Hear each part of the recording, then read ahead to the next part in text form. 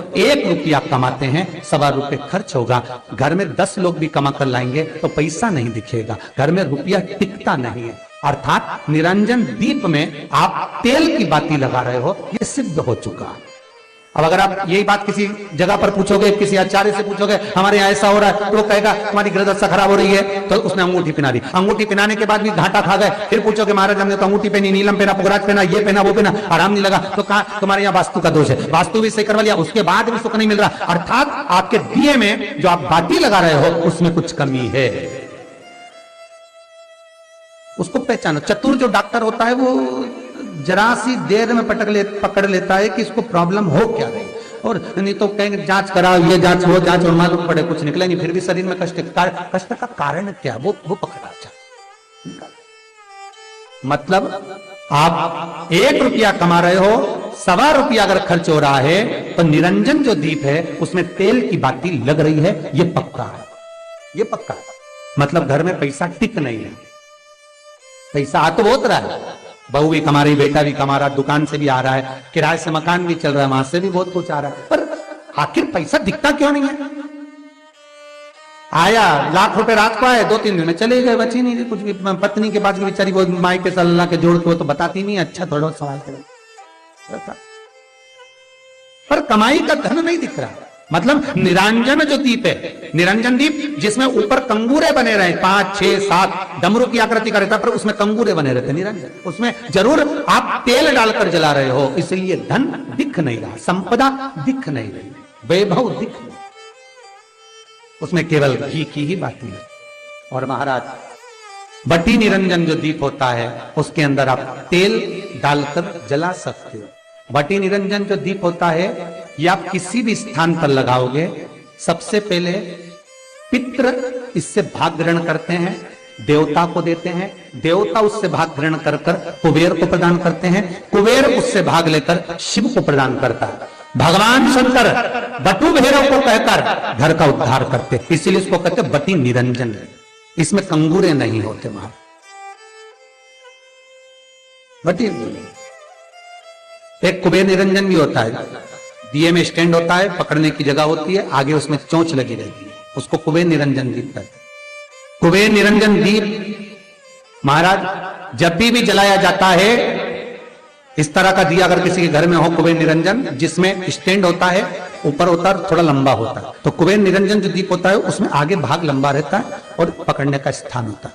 तो कुबेर निरंजन दीप घी का लगाओ चाहे तेल का लगाओ, उसमें लौंग या काली मिर्च, काली तिल या चावल, पूजन वाली जगह में जो चावल रखे उसका 2 दाना चावल का या फूल की पत्ती, कुछ भी उस कुबेर निरंजन दीप में डालना जरूरी होता है, जिससे हमारे घर में भंडार सदा भरा रहे।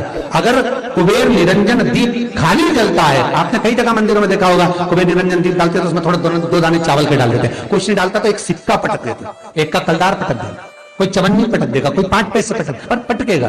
कुबेर निरंजन दीप खाली नहीं, हमारा चैनल वास्तु फैक्ट्स समृद्धि ताकि आप अपडेटेड रहें हमारे हर एक महाराज वीडियो से। आनंद की अनुभूति कराएगा, सुख को देंगे।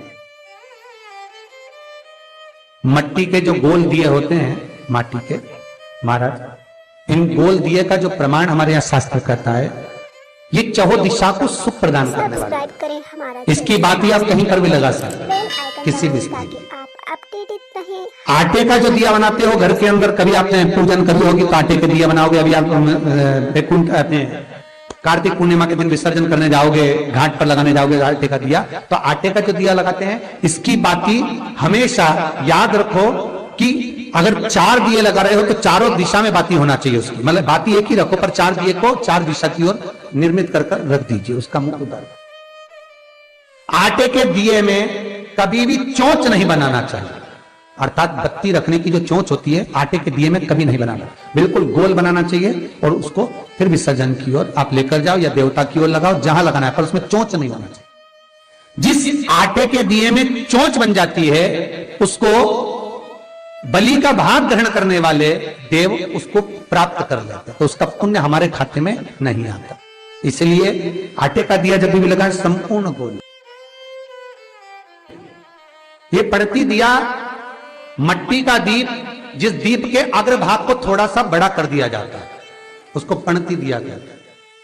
ये पणती दिया जब भी भगवान के सामने लगाया जाता है तो इस दिए को सम्मुख में जब रखा जाता है तो दिए का जो लोकी मुख होता है वो अपनी ओर होना चाहिए।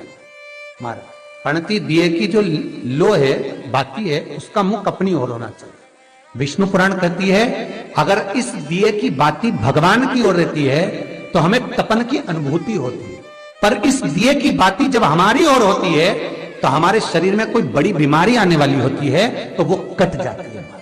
पणती यहां तक शास्त्र कहता है कि घर में अगर किसी को बहुत तेज बुखार आ गया है, बहुत तेज बुखार, और बच्चा उस बुखार में तप रहा है, बहुत तप रहा है, महाराज तुम जिस दिए में भगवान की आरती उतारते हो, जिस दिए से तुम भगवान की पूजन करते हो, उस दिए की बत्ती को नीचे डाल दीजिए और उस दिए को पानी की बाल्टी में धो दीजिए। कौन सी बाल्टी में? जिस बाल्टी के पानी से आप बच्चे को स्नान करा सको। महाराज केवल भगवान पर से ले जाकर, पास में से ले जाकर उस बाल्टी में थोड़ी देर डाल दो और उस बाल्टी के पानी से उस बच्चे को स्नान करा दीजिए। 15 से 20 मिनट, आधा घंटा लगेगा, बच्चे का बुखार पूरा उतर जाएगा। इतना विधान है दीप का। दिया कोई साधारण नहीं होता, दीप कोई साधारण नहीं होता। पशुपति व्रत शिव महापुराण में हम बताते हैं, कई बार आपको वर्णन किया कि पशुपति व्रत जब करो तो 6 दिए मंदिर में लेकर जाओ शंकर जी के, 5 दिए शंकर जी के सामने लगाओ, 1 दिया